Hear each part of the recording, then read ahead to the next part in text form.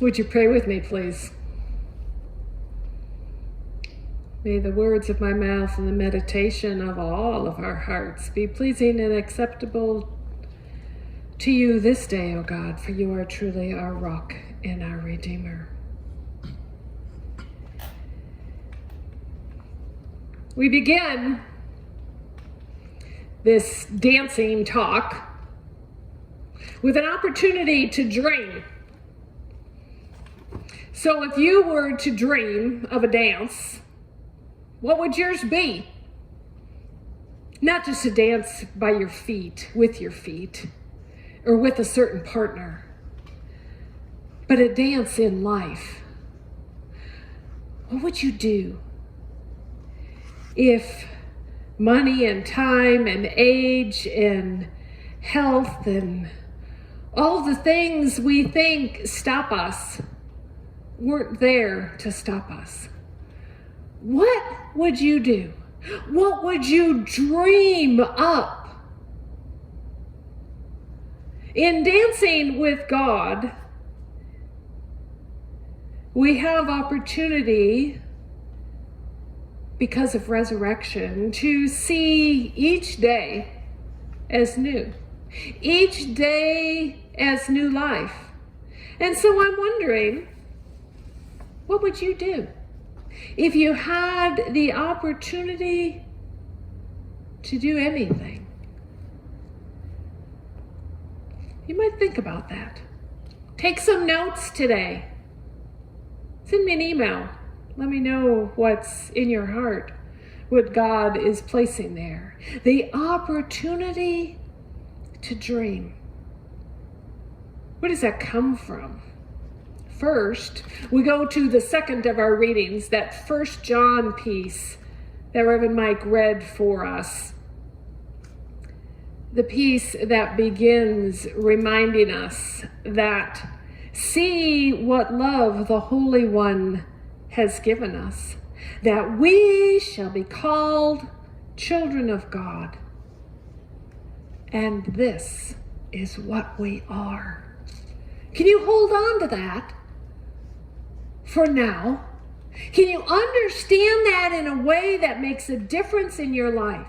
You, not just somebody else, you are a child of God. We are children of God.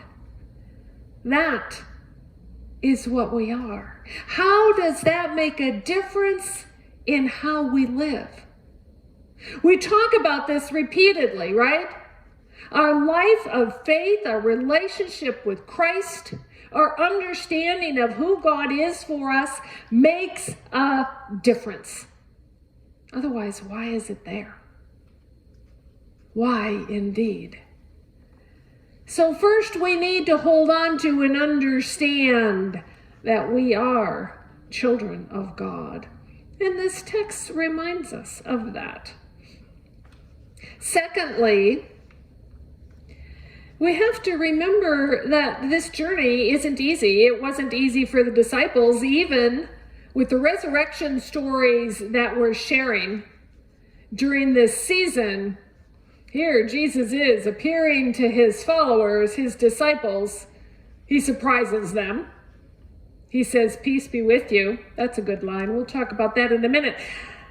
They were startled and terrified, and they thought they were seeing a ghost. But I want to focus on that startled and terrified, because I don't know about you,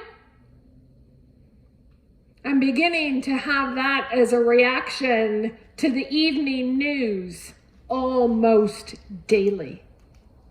Startled and terrified to a place that I don't recognize who we are as a people, as a country, who we are in our response to others, to other children of God.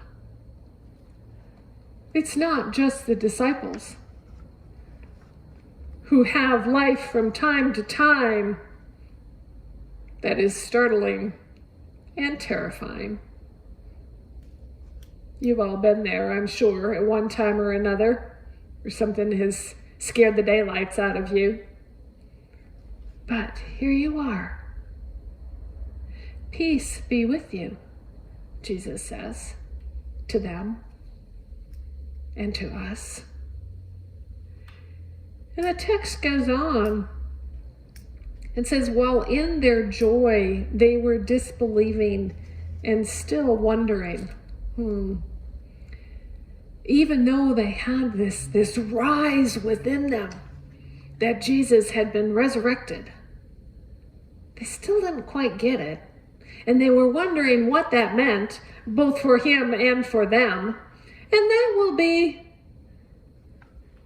things they will discover as time unfolds. In their joy, they still were disbelieving and wondering. And I wonder if that is true for us as well. There's so much in life that's confusing, and my dad would use the word discombobulated. Life's hard. There's suffering all around, and we don't get it, and we want to change it. And there are good things as well. There are celebrations. There are new babies. There are flowers and sunshine and moonlight and good food and things that touch us at a core. But beyond that, we focus again on Jesus. I like these parts of Jesus.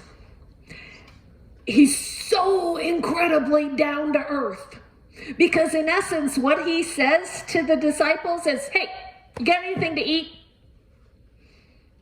Any parent of a teenager hears this continually, right?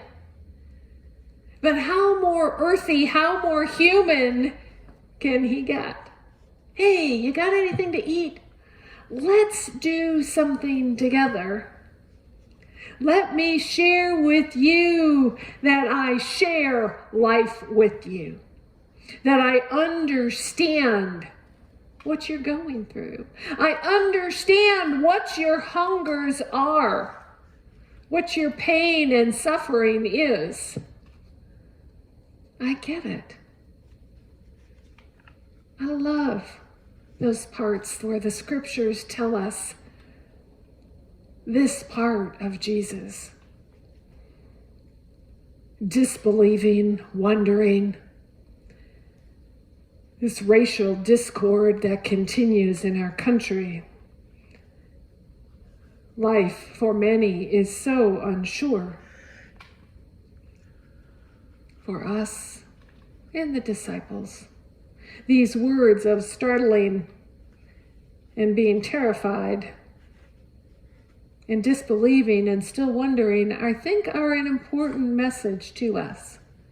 I think they have quite a bit to offer to us to help us realize that we're not alone.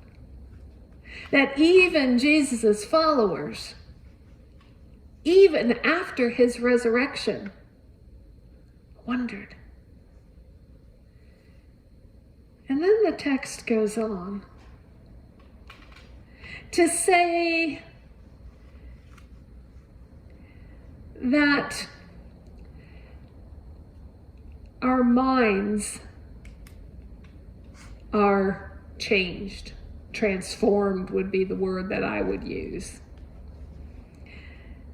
That in that notion, anything is possible, that all life is new life, if we believe in resurrection,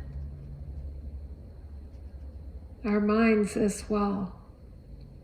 And so back again to understanding this, being a child of God, receiving the peace that Jesus offers, the assurance to be open to the dance, to be open to the dream of what God's inviting you to be a part of, what God's inviting us to be a part of. This is the good news, my dear friends. Your mind being opened in a new way. may you hear and receive all that is there for you, so that you might too join in the dance of transformation that is our resurrected life. Amen.